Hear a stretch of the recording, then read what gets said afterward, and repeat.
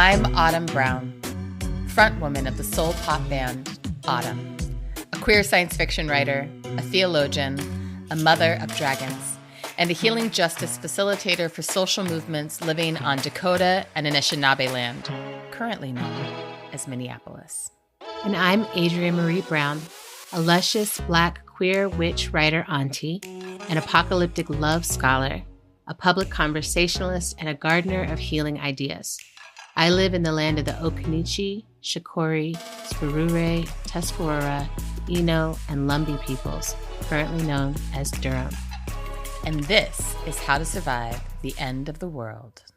Our podcast about learning from apocalypse with grace, rigor, and curiosity.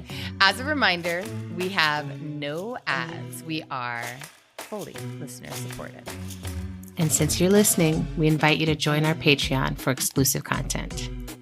And we are so delighted today to be closing out our Art of Solidarity season by welcoming our final guest of the season, my dear beloved friend and practice partner, Leila Awadallah. Leila, welcome to the show. Hi, thank you. Thanks for having me. I'm so excited to be here. We are so delighted and honored to have you on the show. Leila is a dancer, a choreographer, and a community collaborator based in Minneapolis, Minnesota, and sometimes in Beirut, Lebanon. She dances with roots that hold firmly to Palestine and softly to Sicily. Born on Turtle Island, living in an Arab-American context with mixed Mediterranean ways and waves. In 2021, she founded Badi Watani Dance Project, which she holds as artistic director alongside her sister, Noelle. Badi Watani is a body as homeland research practice that seeks to create and work with movement from a Palestinian diasporic lens, asking how to find the dance practice and creative process that emerges with ancestral intuition, cultural folk experimentation, land-based attunement, and political clarity. Leila's work has included transnational collaborations in Lebanon, Palestine, Sicily, and Minnesota. She's a McKnight, Jerome, and Daring Dances Fellow, and she was mentored by Dr. Ananya Chatterjee as a company member of Ananya Dance Theater for 5 seasons. Leila is also collaborator of Kelvin Whaley Dance Trio and the Palestinian Women's Theater in Orj al-Barajne refugee camp in Beirut. I have trained with Leila in aikido at Eastlake Aikido for the last several years, and last fall, I was one of the lucky people who got to witness her company's amazing work after the last red sky, which was a dance performance and ritual gathering to hold the weight of and imagine healing for the Palestinian sky, a sky where violence hovers and falls on Palestinian bodies, a sky carrying a folk belief of a whale eating the lunar eclipsing moon, a blood red sky. Created by a trio of Palestinian artists, including both Leila and her sister Noelle, and their collaborator Tarek Abdelkader, this work asks what it means to dig down into the rubble of decades of attacks on Palestinian aliveness to remember our sky, to move through grief and rage together in community so we don't collapse under its weight. And today we are going to talk with Leila about this brilliant work and probably a lot of other cool things too. Leila, thank you again for being our final guest of the Art of Solidarity season. Thank you. Wow. Yeah. Well, so we always... first we like to check in. Oh, good. Go ahead. I was like, go you ahead, do sister. it, sister. No. Go ahead. Well, no. Okay. Okay. We like to start off by just asking. We're like ecstatic. It feels like at the end of our school year in a way. It is. It is. It's like we study and we get to know our guests and we get really excited about all of this. And then I'm really excited to be here with you, Leila. But we like to start off by asking everyone how we're doing right now, sort of bring ourselves into the present moment. So, sister, maybe you could model this for us with a little here and nowness. How are you doing? Well, I'll just say the here-ness and nowness of it all. Yes. I've been wearing the same outfit for 3 days. That's how I'm doing.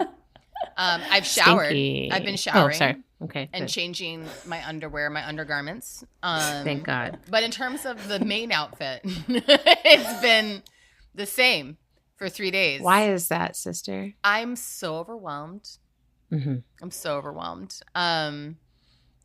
So that's how I'm doing.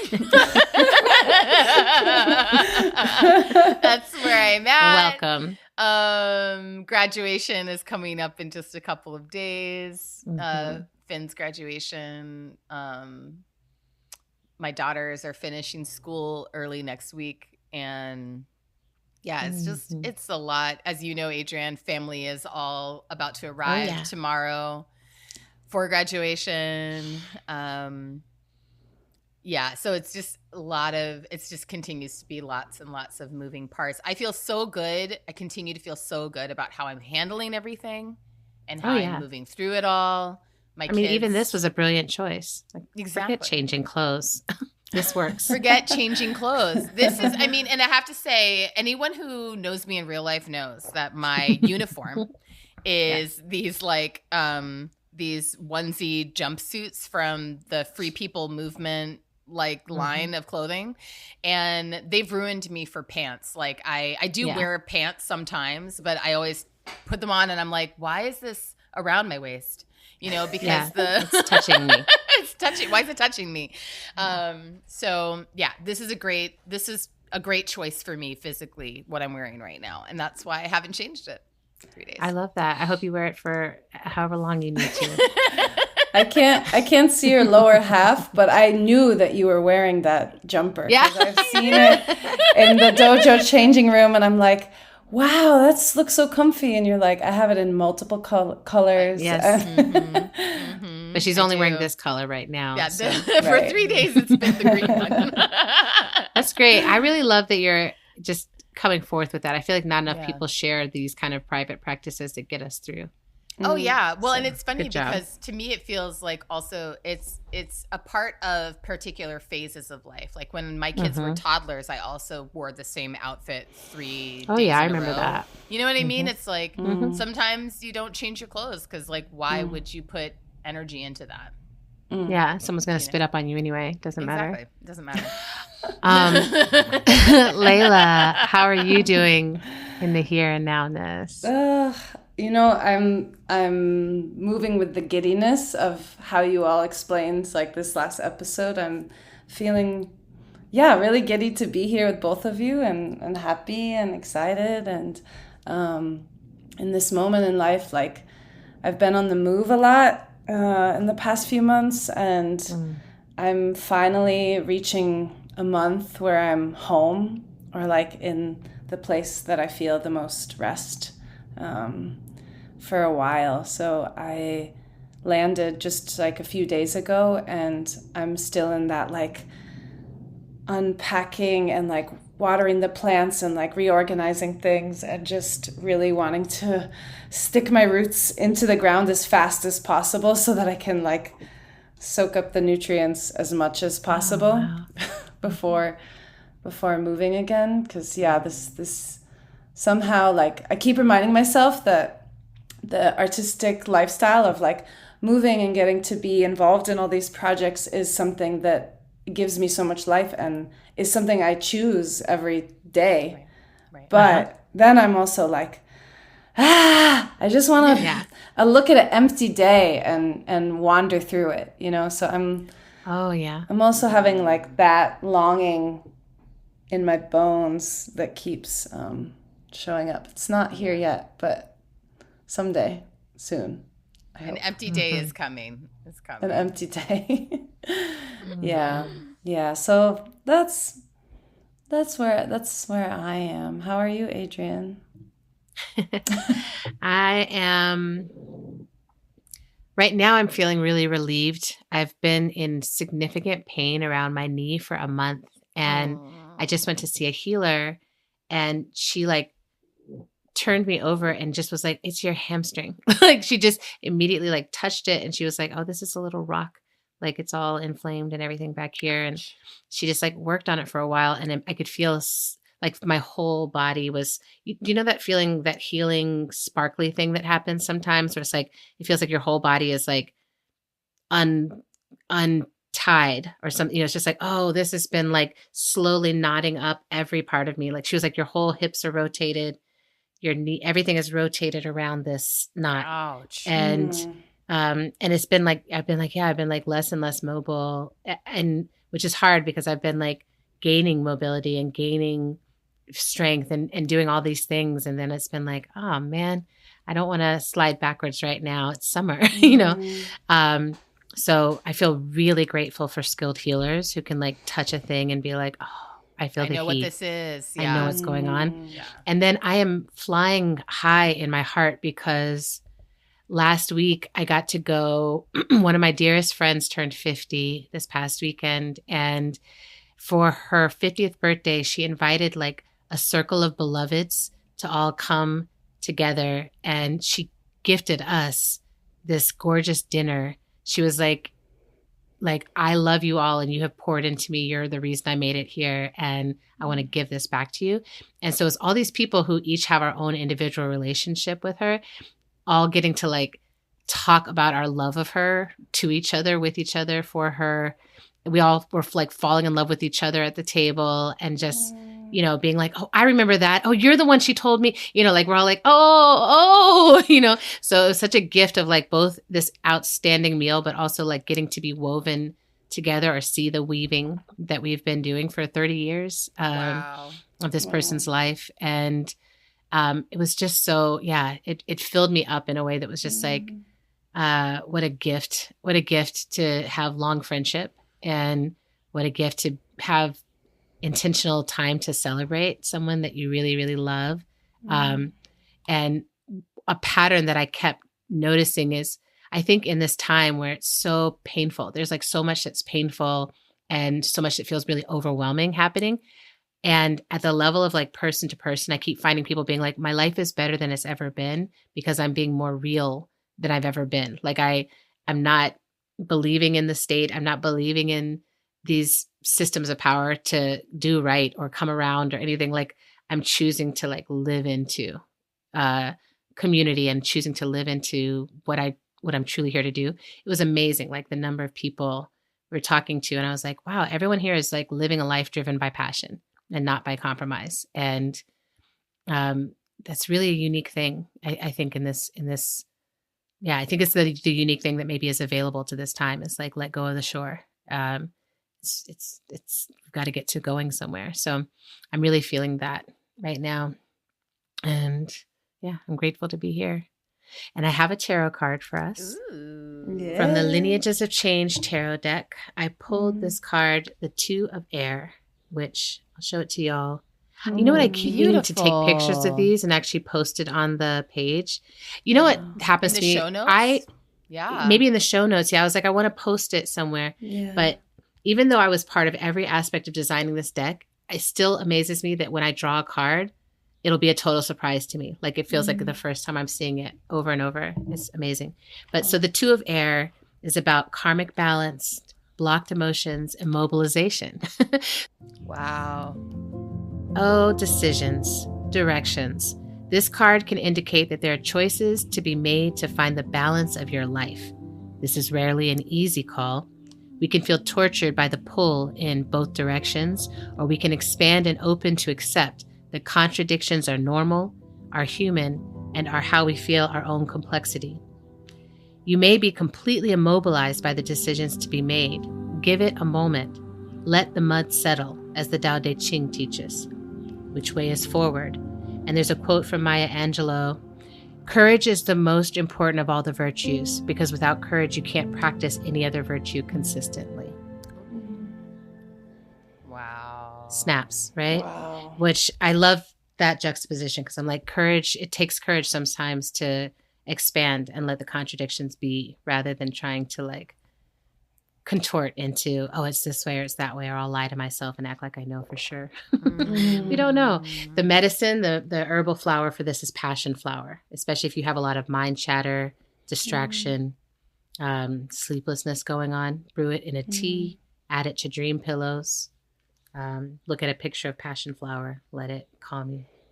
Okay. Wow. That's our tarot medicine. Thank you today. for sharing that, Sister Adrienne. Yeah. It's also just really interesting that thinking about immobilization and blocked emotions in the context of like the work that we're about to be talking about. Leila, Exactly. your After the Last Red Sky work, which I felt like, you know, we'll talk more about this, but just that so much of it felt like it was about like a rigorous insistence on like aliveness and our ability to move in the context of the sort of crushing weight of genocide.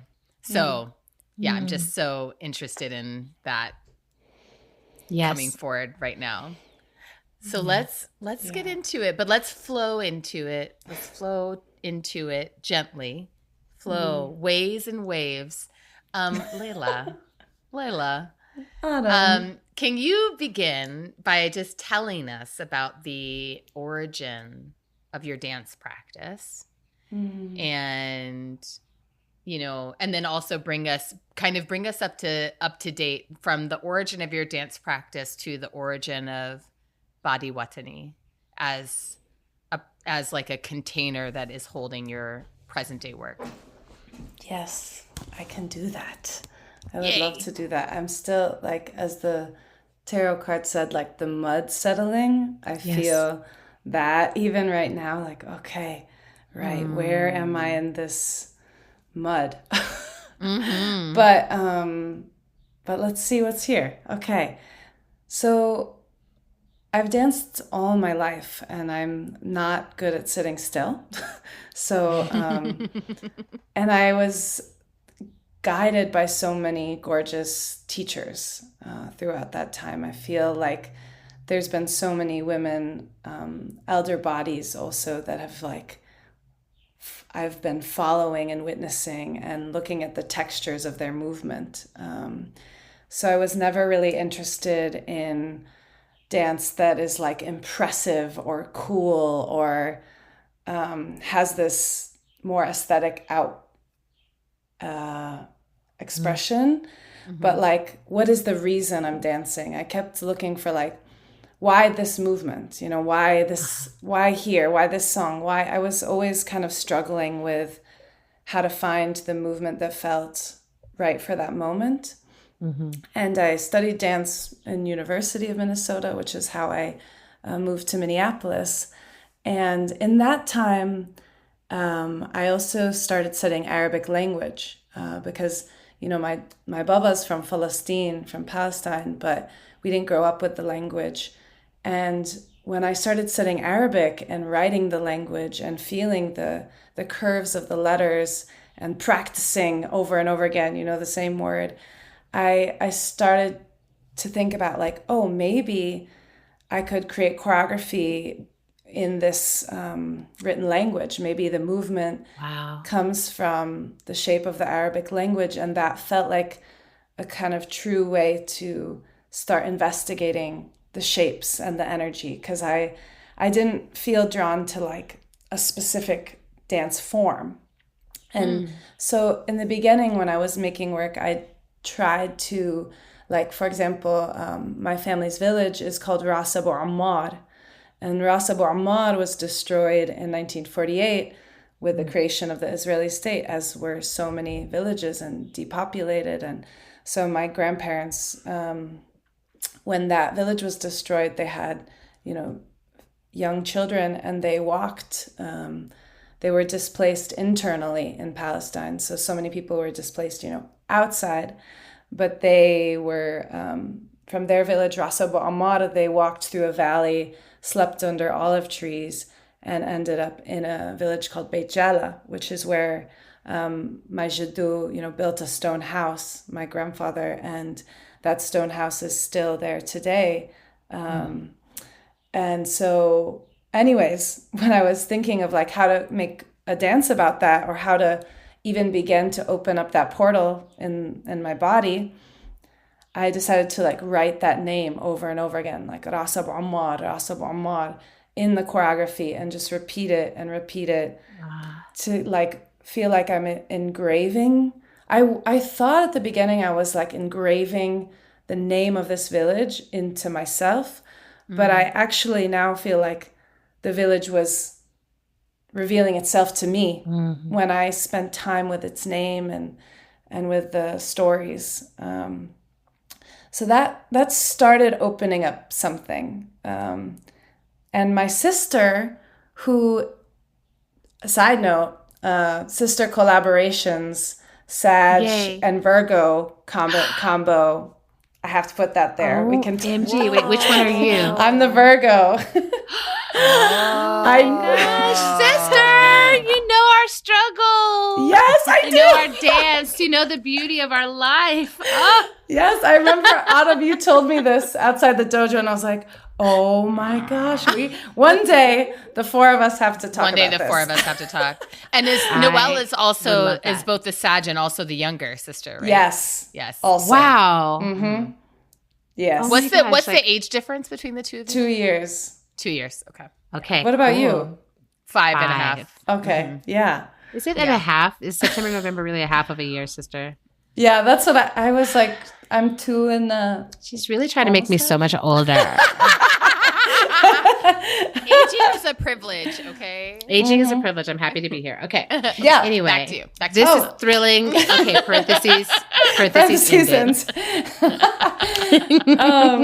Yeah. I'm doing, now that you have talked about dancing choreography, taking a word and making it into choreography of a body, I immediately was like, and parentheses. Right. The swoop. Okay, we inserted. Now we got it. The Sag Virgo knowledge. Now, sister duos. Yeah, Yes. so much in there. Beautiful, beautiful, and crazy. So Noelle was doing this kind of research in her own way, not with the Arabic language, but the question of how do you talk about Palestine in the context of what people say is contemporary dance, but contemporary doesn't really mean anything when you say it because we don't know. Yeah. But it's just now. It's just right now. Yeah, it's just saying that it's not something else. I think. Right. I don't even know. But so Noelle and I started working together more and just thinking about something that gets talked about in so many fields of like the body as an archive, the memories, embodied memories, intergenerational memories. But we really were like, as sister ancestors, trying to understand our specific family lineage and grapple with the questions of also being born on Turtle Island and in South Dakota, where we also had no, relationship to that place when we were born there. Like it was a very kind of imported, like move there for a job kind of thing for our parents. So we were grappling with like the desire to connect with Palestine and the confusion about where we were born and how, for me, I think a lot about like the question of like, okay, we're, indigenously rooted to Palestine, but we're of the settler or, we're not indigenous to this land. So how do we grapple with the question of homeland in the mess of it, not in only the easy, nostalgic and pretty things, like what really this is a mess. And so what can our bodies reveal about that movement? And the last thing I'll say about like Body Watani and how it came to be was also like a lot of people ask you, what kind of dance do you do? What style? And I really don't feel drawn to attach to a style, but more like Watani, it means my homeland in Arabic. It's a phrase. Watan, the word watan is very often used in Palestinian poetry to describe the land, like the homeland, in this kind of like passionate way, like the homeland, the watan, the land before all of all of the colonial takeover. The watani is such a potent word in Palestine specifically. So body watani then kind of liberated me from feeling like I have to be trapped by a certain dance language, but more like, okay, if I say, this is my homeland, if this body is my watan, then actually whatever starts to pour out of it in that research process, is the movement of the homeland that I know and have it with me at all times. So in there, we also did find a piece with studying specific dance forms, because Debke, which is a Palestinian Arabic folk dance, maybe you've done it or experienced it. I see that light up. Yeah, I was like, eyes. I love Debke. Yeah. Yes. Mm-hmm. When we really started studying Debke, the footwork, the collective form, and the origins of that dance, and the ways that it energizes, we really fell in love with exploring and experimenting with that rhythm. And then we also look a lot at what's called in Arabic baladi or raksharki, and what people often reference as belly dance in the West. But, the idea of belly dance is, and the language is colonial in that, like, oh, they're dancing with their belly, so now it's belly dance. But in Arabic, like baladi is a word that can describe that dance, and baladi is similar to watani. Baladi means of the land, so the dance of the land. You can also have baladi cheese. You can also have baladi, baladi anything. Baladi is of that land. So we're looking at like the undulation of the spine and the rolling of the hips as a language that we also want to work with in this question of body watani. So yeah. Wow. Yeah. I mean, thickness, that's beautiful. So There's so much that you brought up just now that I'm like, oh, I can feel my mind racing in all these different directions to be like, this is thrilling. I love what you said around people ask what kind of dance, and just the resistance to that question. I think it's one of the pieces of this, the smallest, most important pieces, I think, of decolonial, or like pushing back on colonization, is to be like, everything isn't categorized in the way that you want it to be. And I can't translate it into your boxes. Like I can invite you to come towards the freedom that I'm actually expressing with this movement, right? The love of my land that I'm actually expressing with this movement. Yeah. Thank you for offering that. And I've been in my little Duolingo studying Arabic for the past over a year now. Mashallah. It's my daily practice. It's so beautiful, like as a language, like as a, the visual language. And so just the idea of doing choreography that is trying to embody that language, those curves, the dots, it's just like I'm a baby at it, but I'm just like, I don't think I've ever seen anything quite so lovely and sacred. Like it feels like a way of visualizing language that is as beautiful as the poetry we hope to write, or the dance we hope to dance, or the world we hope to build. So I'm so grateful to hear that there's that weaving. Yeah. And, part of why we wanted to do this season about art and solidarity and revolution is because we feel like art saves us and allows us to continue through these times in so many ways. And so we wanted to ask you, how do you feel dance has saved you, especially in this time of escalated genocide of your people and intensified displacement of your people again? Yeah. Mm-hmm. Yeah.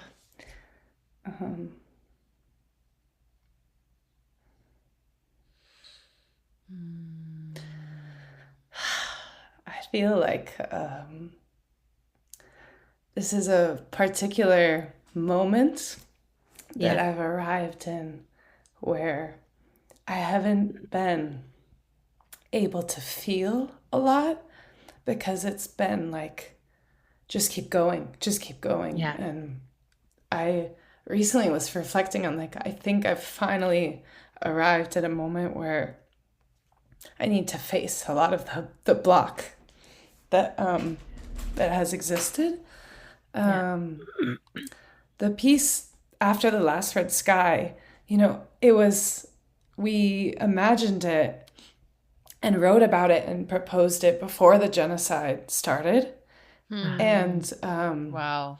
It was about the sky. We had like a performance date, and then when the genocide started, it was like, oh shit, like now we're really like holding this in the work and in the process. And so the process became a lot about like, okay, like what I just saw, what I just witnessed is coming into the studio with me.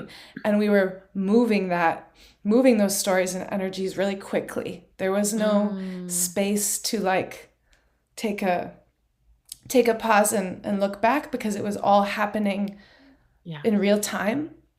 So, and then I feel like I really, me and my sister, and, you know, we really like mobilized and showed up, and we're holding space for the community a lot. Like we were holding a lot of space for other people that was nourishing us and keeping us like, also, I think, distracted. So yeah, the work, it was keeping me afloat during that time, to just keep speaking for Palestine, to keep holding Palestine, to keep talking about Palestine, to dance about Palestine, to invite people to dance with us and feel close to Palestine. And like we held so many people's emotions about it.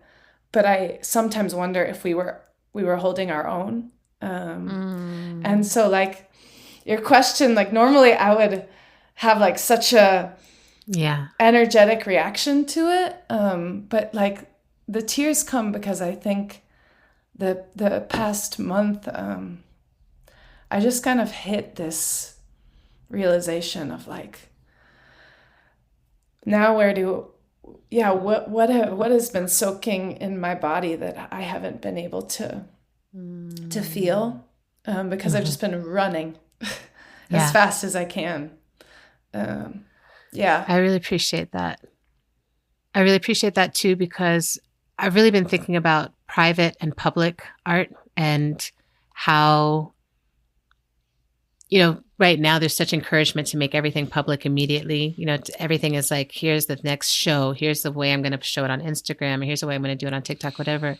And I have found, especially with this round of genocide, with this round of fascism and authoritarianism, and like everything that's been happening, I've had to really turn up my private artistic practice. Like I have to sing for myself. I have to sing my way through, you know, at the end of certain days where I'm like, there's no words, but there's a humming that I can start with, or there might be, that's a way that I channel or access my ancestors or something. But what you're speaking about is a big part of it, right? That I'm like, oh, if I'm in performance mode and I'm turning it outward, that's a beautiful ritual too. It does a lot, and it is in service of the collective. But sometimes it is like, oh, if I'm in service of the collective, sometimes I can use that to avoid the sitting still and letting myself be washed over, bowled over, knocked over by the feelings. So yeah, I'm grateful for your honesty with like, oh, here's what's actually happening in this moment.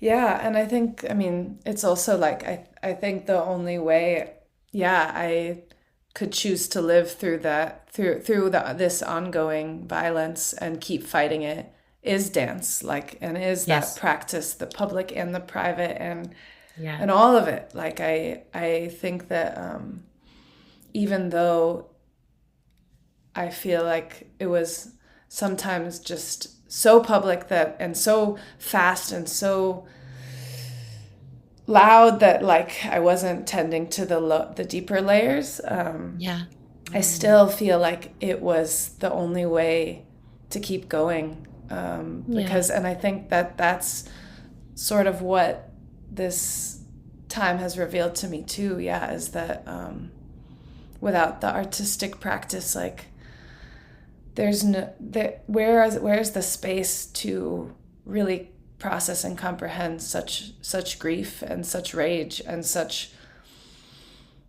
I don't know, this world. So it's also like the somatics of survival. I think in whatever ways we run, when you're still running, they talk about that when a deer escapes a predator, and it's like it runs. And it's just like you do whatever your body needs to do to get to some kind of safety. And it's only when you get to safety that you then stop and you pause and you shake it out and you feel what that was. But if we never get to safety, then it's like, how do we sustain, right? I'm like, oh, but we're still running. So I really appreciate that. And I know, Autumn, that you got to be present with some of the public work that Leila created. Can you take us into that? Yeah, I want to move us towards talking about After the Last Red Sky, and I wanted to also give our listeners a sense of what it felt like to experience this work, because it really is, it's, as you're naming, Adrienne, this piece around, right, it's like, what is ritual? Like ritual, community ritual is, always across generations and lifetimes has always been the way that we metabolize suffering together, the way that we metabolize the thing that is like too large for any one of us individually to hold. And it is, I think, the case right now in our society. It's like performance comes from ritual anyway. But then in our contemporary use of that word again, in our contemporary time, in our contemporary society, it's like performance is often the place where we are experiencing that level of ritual. And for me, this is absolutely what happened that night in Minneapolis.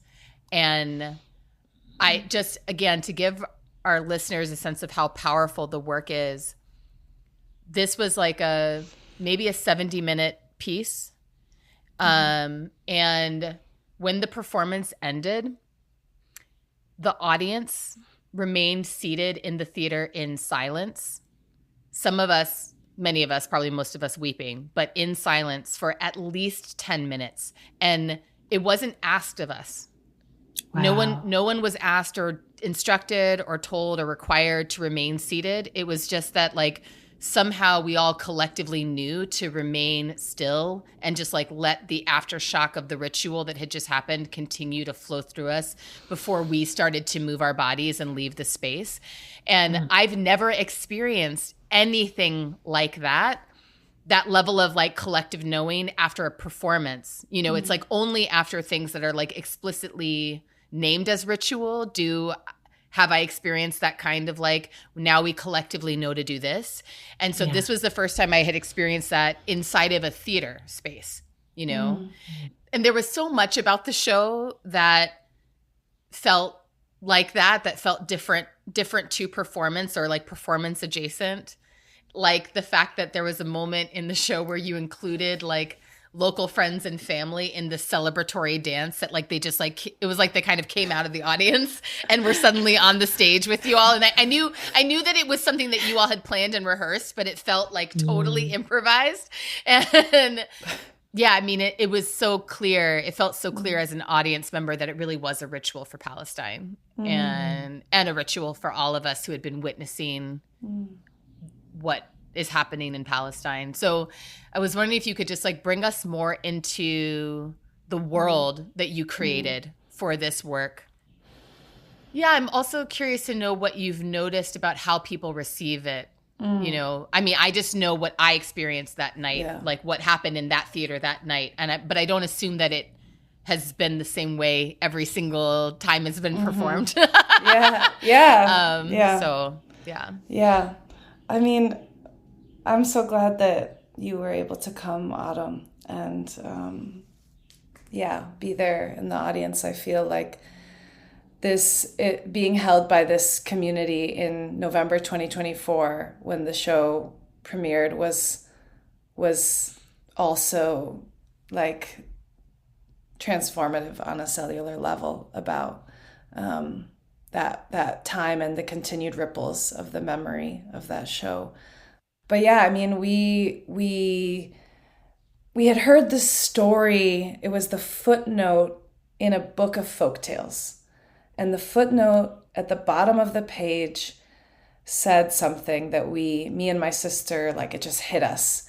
It said, according to Palestinian folk belief, when there's a lunar eclipsing moon and the moon was going dark, they thought a whale was coming to swallow the moon.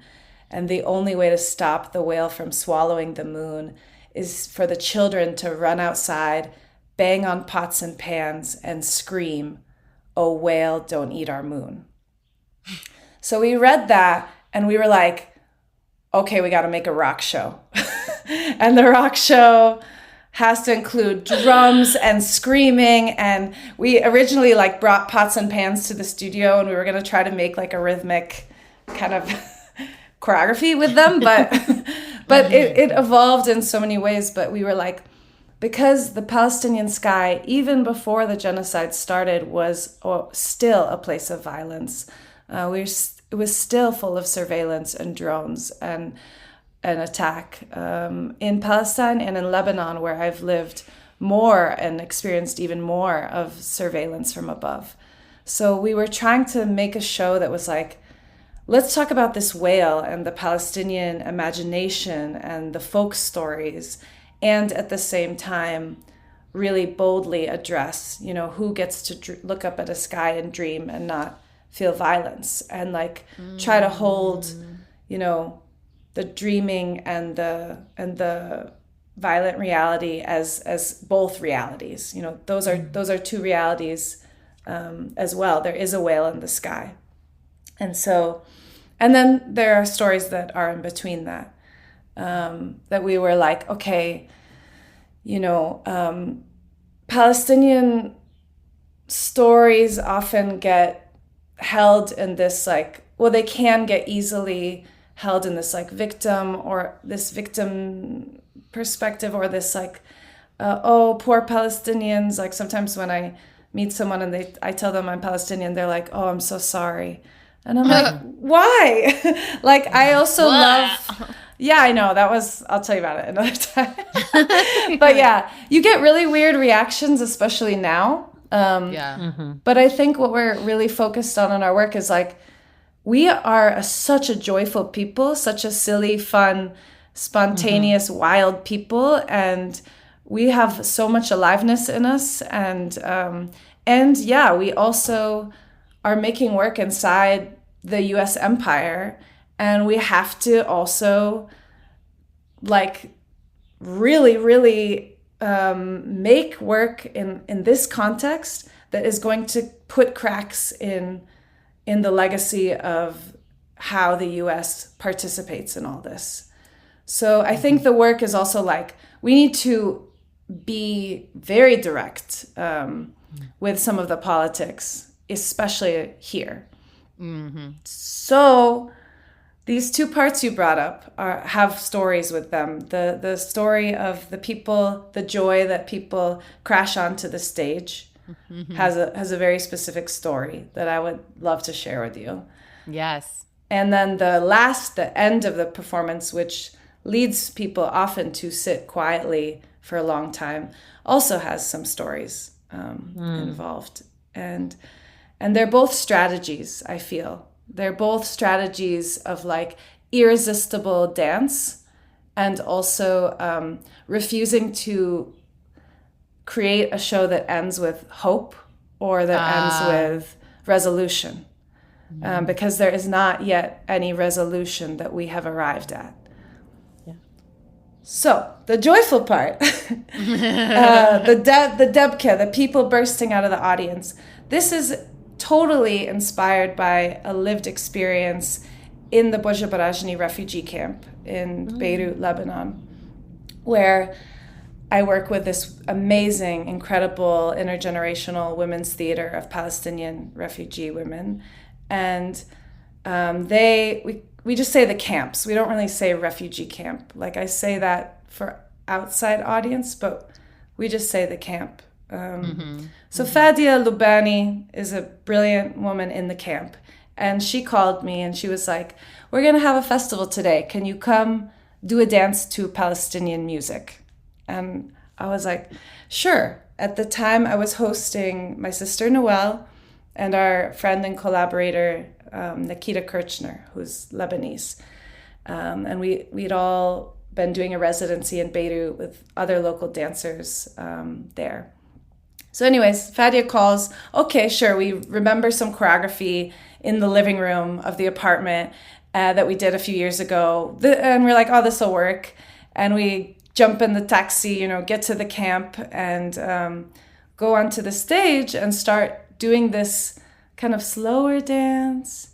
And then the next song changes and it gets faster and energetic. And we're on this like slightly raised stage doing some precise like choreography, and this older woman just gets up and gets on the stage too, and she just starts dancing, and she was so drawn by the energy that she just came up and started dancing. And then a lot of the women followed her, and suddenly the stage was like full of these beautiful aunties and tetas and elder women. Wow. Just kind of like, and there's a video, and you see us like we're like kind of trying to continue the choreography within, but then it's like, nope, we're just gonna dance now with these women. And then one of them, she grabs like this little potted like olive tree and puts it on her head, and so it became this like one of the most beautiful dance experiences I've ever had in my life, which was realizing that like there's a moment when dance can be so inviting and contagious that you can, spill. Yes. And it's also the beautiful truth of the camp, which is that they don't separate the line between the performer and the audience like in ways that we've sometimes got boxed into over here. If someone wants to dance on the stage, they go. And they dance. Yeah. Wow. And so we were like, can we recreate a moment like that and create that feeling here in Minneapolis with our community that we'd been, in this time protesting a lot with, and doing a lot of actions, doing a lot of healing work together, because everyone who joined on the stage had been deeply soaked in like sorrow and rage together. And so we're like, let's see. We called some people up. We rehearsed minimally. We wanted to keep it like so unknown. And then we just told them like, when people start saying hi, hey, Tonic, hey, you just start greeting each other as if like you've been thrown into the world, and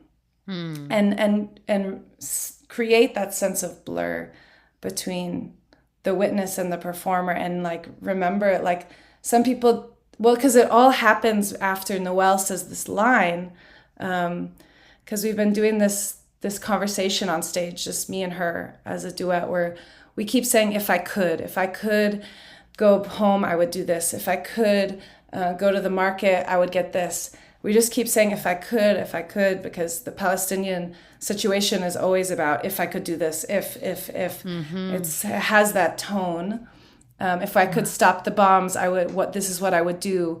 Like there's a whole range. And then she finally says, if I could return, I would bring all of us. And that's when everybody suddenly, is conjured in a new way. And we think of it, people have actually reflected on it as like, oh, it feels like getting called back from the dead. Like it brought up this relationship to loss. And I know many people after that show also said that was the moment they cried, like when we held each other and greeted each other, not in the more painful moments of the show, but in that gathering.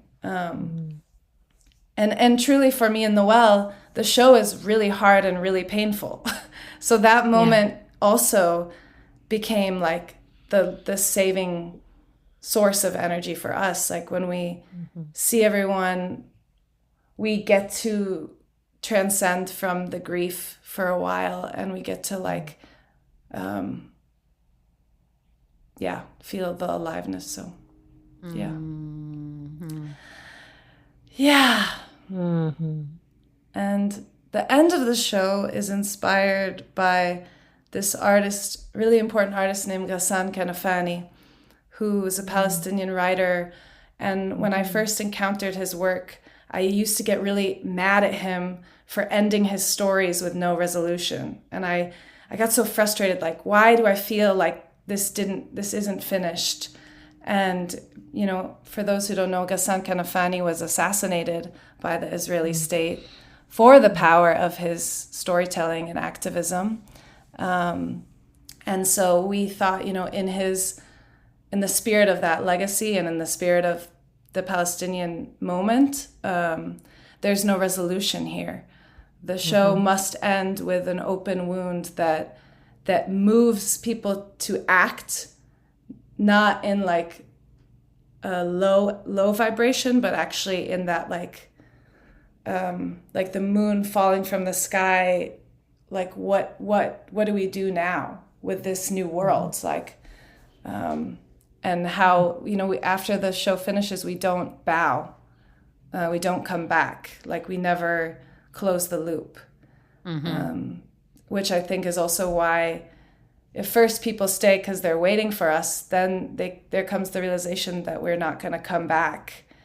And for us, we feel like that's two things, you know, that's like, oh, well, many Palestinians went out one day and never came home and we're gone forever. So are we gone? Or, you know, also we just want to take care of ourselves and we don't want to receive the applause for holding this story because it's not really something to receive applause for. It's, we just go like hold each other and don't adhere to the social expectation of greeting the audience, because even though we love the audience, we need to rest and we need to go inward. We want them to, you know, the audience in their own way to have their own experience of the ripple of the work and to go talk to each other and to go, reflect on it without us. Well, it's interesting because it's almost like you're resisting the end of the exchange. It's like when you are performing work, it's like you give something to the audience, and then when they clap for you at the end, they're giving it back to you. And it's like by leaving and not returning, you're also leaving it with them. Yeah. Yeah. And also sometimes people they do want to like put their emotion, they want to receive like an affirmation of, you know, something after the show. They want to like put their emotions towards you and let you know how they felt. But at that time, we just were like, we can't really receive it. Like, yeah. We just need to kind of let it move on its own, like let all the energy that builds in that room not return back to us, but to stay in the bodies, to stay in the room, to go home with you and wake you up the next day and ask you, what are you going to do for Palestinian life? Like, I know we're almost out of time, but I have one more question I want to ask you about it. And it's about this same sort of, there's something that you do at the beginning of the show that is also so like fucking ferocious and incredible and I just want to like tell everyone that it happened so that other artists know that they can do it too. But I also want to ask you about it. So at the top of the show, it's like the way I'm remembering it is that the lights go down and then this recorded statement plays from your voice, Leila. And it's like who the show is not for. And you name all of these like people who are like, this show is not for people who essentially it's like, if you fall into certain categories of an ideological position on Palestine, the show is not for you. And you like invite those people to leave before the show begins. And I suspect that it took some courage to do this when artists are so often expected to like make their work invitational and available to everyone. And you all are making this work at a time where there's still, it's still the case there's still an expectation of like all Arab Americans, but especially Palestinians, to like prove your humanity and disavow your own people before fixing your mouth to like make a critique of the state of Israel, you know? And so I'm just curious to know how you all arrived at the decision to do that, and how you found the courage and fortitude to like create this boundary around your work as a part of the ritual performance. Yeah. Fargo Tabechi is a Palestinian poet, performer, friend of mine, and he invited me to participate in a work where we were going to just dive into our thoughts about Palestine and be kind of unhinged, I guess. I don't know. There's more to say, but he opened up the space with a statement like this. His opening was so dangerous in the way he was speaking, and it was the first time I heard a Palestinian speak unfiltered to the public like that. And in his opening, he said, he listed all these things, and he said, if this is you, you need to get out now. And then he waits and sees if anyone leaves. And part of that was also around the same time. It was in October 2023 that happened. October 2024 it was. And because we were a year into the genocide, and we were like, we're so sick of being polite. Like, why do we always have to filter our words? And, everyone can come, and maybe there's a Zionist in the audience. And like, the work is not for a Zionist. Like, we're not trying to do this, like, everyone's welcome, let's build a bridge, let's all like love, like have this moment where we feel good. It's not West Side Story. Yeah. and at the time, people were also feeling really good about going to Palestine things, but not doing anything. They're just like, we went to a Palestinian show, and like, that's it. And so we were all just like really fed up with that. And when I saw him do it, I felt permission to do it. And so, it was a rock show too. I mean, it ends with a rock show. So I also was like, kind of wanted to be like, get the fuck out, like in a rock show. So I did tone myself down a bit in the intro, because I just wanted to be like, you're actually not allowed to watch this if you're not gonna commit to fighting for Palestine with us, because we're not here to like make you feel good about your Palestine solidarity. Yeah. Like, we need you to really do it. And especially in the urgency of that moment, which is still going today. But at that moment, we didn't feel safe. I mean, we had also people in the audience that were there to watch the audience, to make sure no one was gonna shoot us. I mean, like, to be honest, because totally. People, it was the same month, time that people wearing keffiyehs were getting killed in the street, and still are. And so we just also were like, it was a level of protection amidst many layers of protection that we were experimenting with, that were visible and invisible at that time.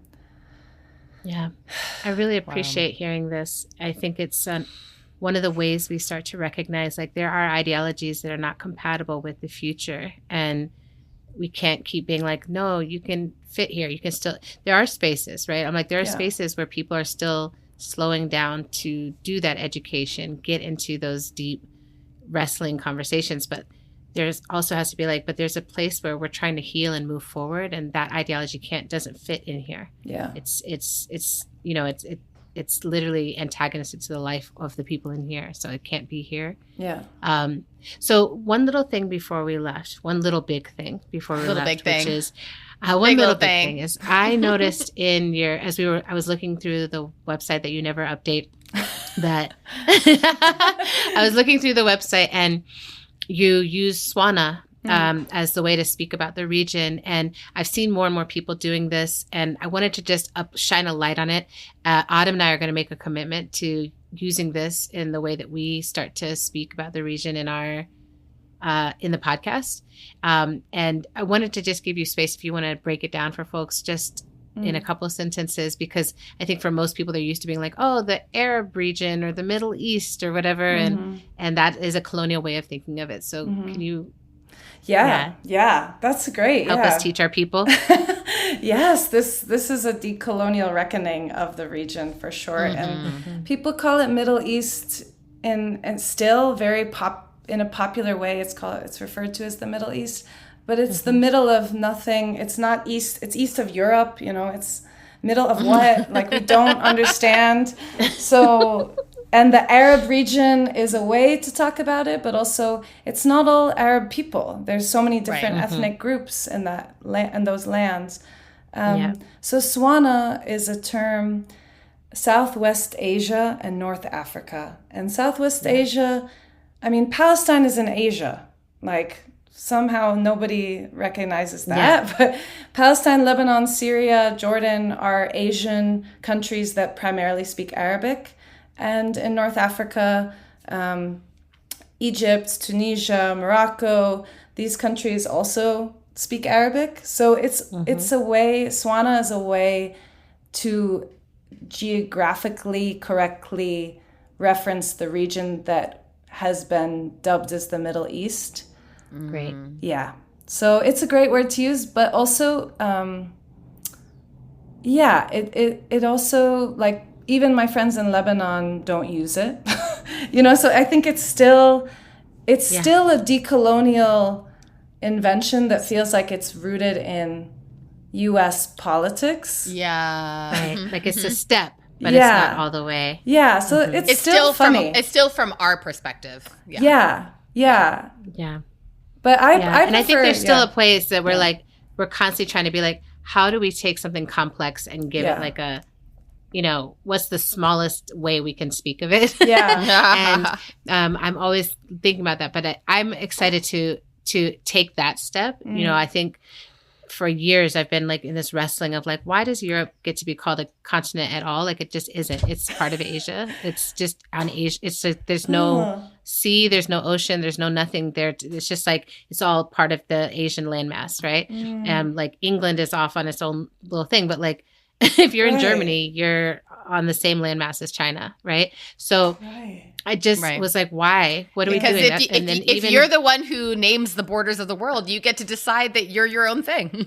Yes. You're like, we are this, and those people over there are this. And I'm like, you just are like, you're lost. Once again, like, everywhere you land, you like, this is new. It's like, no, this is just big. It's really big. It's bigger than you can comprehend, and you're a part of it. Right? So, totally. so I think we want to keep making these moves. Right? And like, taking the steps to, at least, I think as long as we can trouble the waters, right? It's just be like what you just said, middle of what? Yeah. East of what? East of where? Right? Like, it's so funny. I live in the South, right? But if I go to Brazil, people are like, what? South of what? South of what? Like, what are you talking about? Well, even they say like Americans, and I had a friend from Venezuela who was like, we're in South America. There's more America than the Americans of the United States. Indeed. So I never want to say, like, I don't even like the word anyways, but. Yeah. Yes. So, okay, good. Okay. Everybody, you heard it here first. You heard it here. Or second, third, whatever, but just get to it. Swana. Be in the practice. Swana. Or just say the name of the country. Asia. Or Lebanon. Or just name the just place say the you're name of the talking place. about. Exactly. It's okay. Your mouth can fit more words. Okay, good. Thank you, Leila, for educating us. Thank you for your beautiful work that you do in the world. Thank you for being my practice partner at the dojo. I love training with you. I love training with you. And where else can people find your work? Like, if people want to, I think this is one of the ephemeral things about theater and dance and stuff. But like, where is there stuff upcoming, or like, where else can people see? Yeah, bodywatani.com. Is a website that there are things there sometimes. We throw things up on Instagram. Okay, great. On our Body Watani Instagram, and we have so much stuff coming up in June and the summer. So we're barely throwing it out there, but it's happening. Great. So come connect with us. We'll put you in the show notes. Thank you. All right. Thank you. Thank you, sisters. Thank you so much. Shake these bones, shake these bones. Oh, And for anyone who is part of the Patreon, we're gonna have a little top culture with Leila that you can come and listen to over there. All right. All right. Thanks for listening to our show. We're on Instagram at End of the World PC.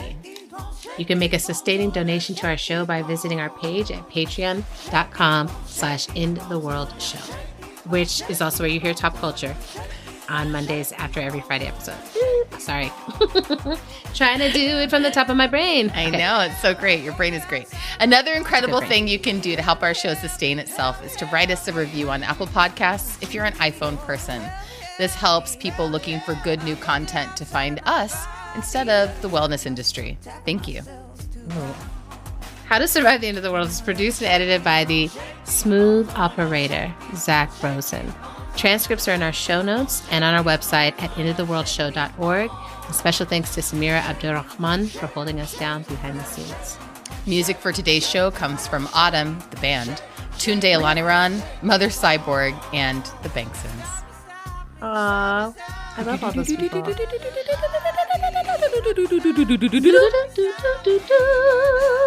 All right, bye.